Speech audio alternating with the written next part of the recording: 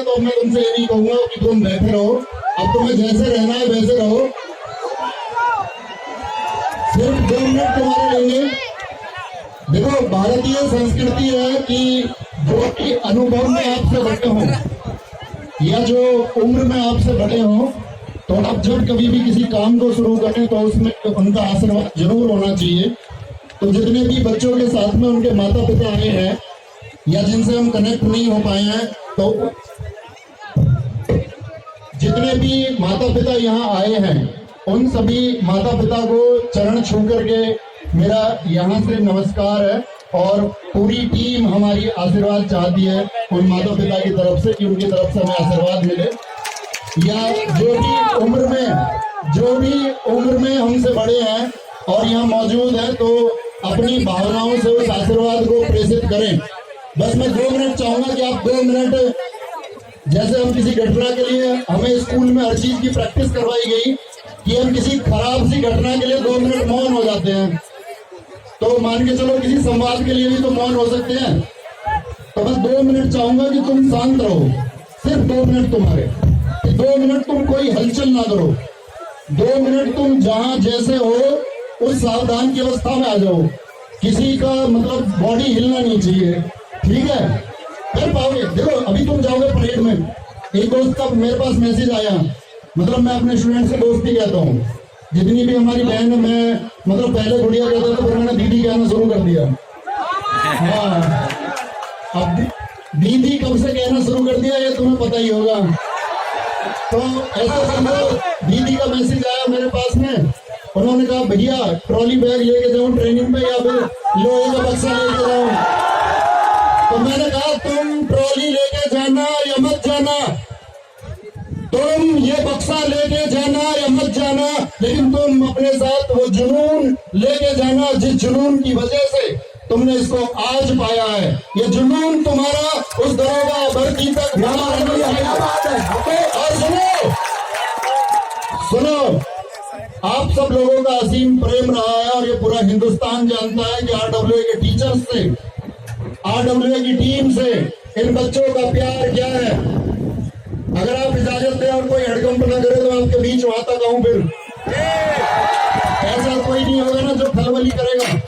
रोक लोगे ना खुद ही एक दूसरे को, तो पीछे हो जाओ थोड़े, 2-2 फीट पीछे हो जाओ। मजा आ जाएगा तुम 2-2 फीट पीछे हो जाओ, 2-2 फीट। या फिर आऊंगा नहीं, तैयार हो जाओ। बेटा मैं बहुत चालाक आदमी हूँ, चालाक बन रहे हैं जी। सुनो, मतलब ये तो मजा आ गया मेरा। प्लीज सर, ये मैं फिर से सब जो भाई साहब पीछे खड़े हैं या दीदी हैं, उन्होंने शायद मेरी बात सुन ली है, लेकिन इन कुछ लोगों ने नहीं सुनी है।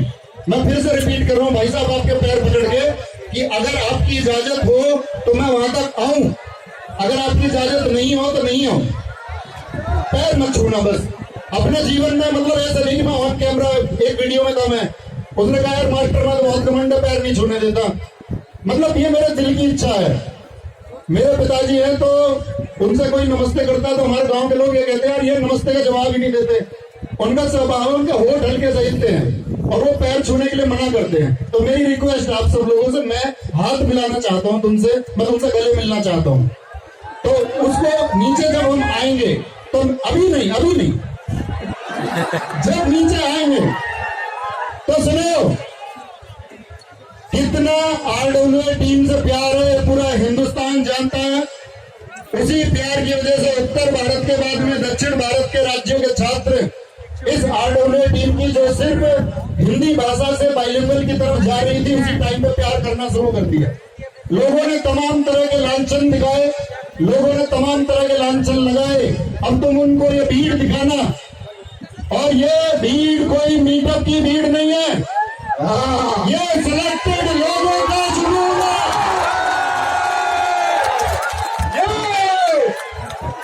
ये कुछ लोगों की मैंने बात सुनी, कुछ लोग कह रहे थे कि ये लोग पैसे दे के बुलाते हैं। मैं अपने उन साथियों से जिनके हाथ में कैमरा है, मैं कहूँ से एक व्यक्ति का जमीर मर जाए जो यहाँ एक भी व्यक्ति यदि कुछ पैसे के लिए यहाँ आया हो और अभी इस बात को विद्रोह करे कि मुझे पैसे में बुलाया गया है, कोई वो एक व्यक्ति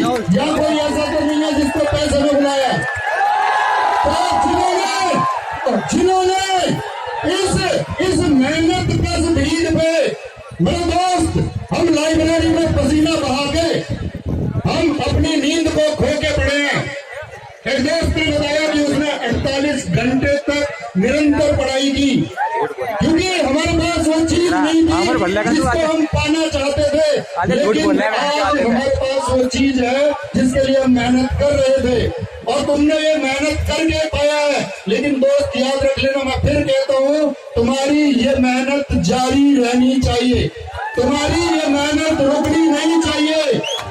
अरे छेनी हथौड़े को अस्त्र बना लिया वीर ने, पर्वत भी कांपा था जब ललकारा था मांझी धीर ने।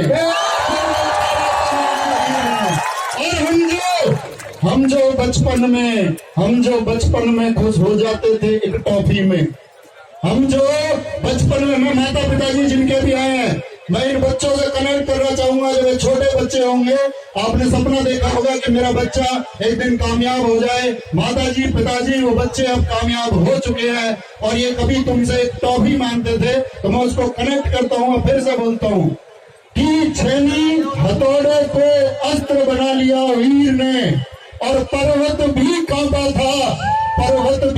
था जब ललकारा था मांझी धीर ने।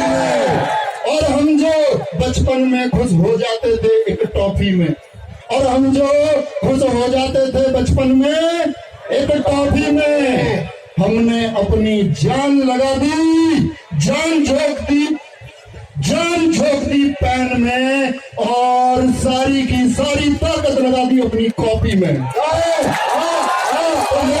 तुमने बहुत मेहनत से पाया है, अब तुम्हारे पास कुछ जिम्मेदारियां होंगी।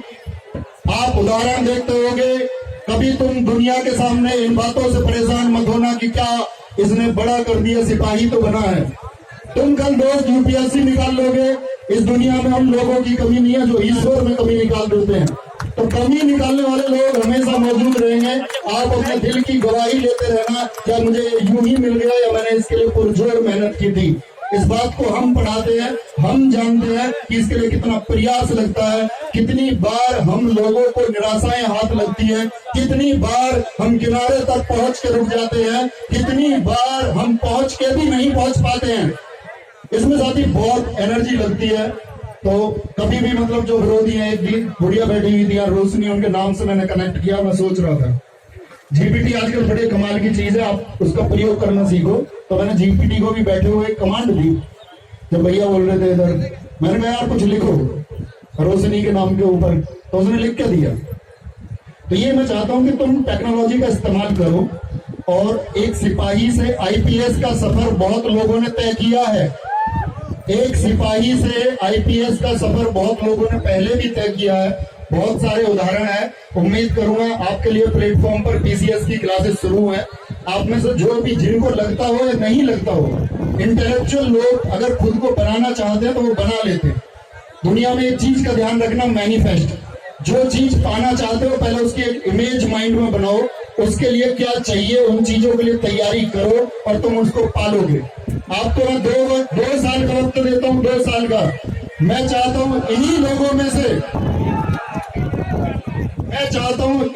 में से सर, अमर सर आप देखेंगे, अंकित पाटिल सर और बाकी टीचर्स से भी मैं बोलूंगा कि हमारे इन्हीं दोस्तों में से अब की बार जो दरोगा भर्ती आएगी, दरोगा भर्ती के लिए हम आश्वस्त हैं। दरोगा भर्ती में सबसे बड़ा नाम किसका होगा? आज देश में सेवा देती हुई फौज किसकी है? आज इस उत्तर भारत में सेवा देती पुलिस किसकी है? ये आप लोगों की है। पिछली दरोगा भर्ती में दरोगा किसके हैं? आने वाली दरोगा भर्ती में दरोगा किसके होंगे? और ये होगा, हम पर तमाम तरह की वो फैब्रिकेशंस, तमाम तरह की आलोचनाएं, तमाम तरह के प्रश्न चिन्ह लगाने हम पे नहीं आते। लेकिन मैं दोस्त तुम्हारे बीच में खड़े हुए मैं कहता हूं, जो ये रिजल्ट इस बार आरडब्ल्यूए ने इस पुलिस परीक्षा में दिया है, भविष्य में आने वाली परीक्षाओं में आरडब्ल्यूए का जब कभी भी इस तरह की भर्तियां होंगी, इससे बड़ा रिजल्ट हमेशा आप आरडब्ल्यूए का देखते रहोगे, ये हमारा वादा है। और आप वो साथी है जिन्होंने गली गली तक, गांव गांव, खेड़े खेड़े तक आरडब्ल्यूए को पहुंचाया है। मैं आपसे उम्मीद करूंगा इस मुहिम को आप आगे बढ़ाते रहेंगे और अपने साथियों को किसी गलत राह पर जाने से हमेशा रोकते रहेंगे।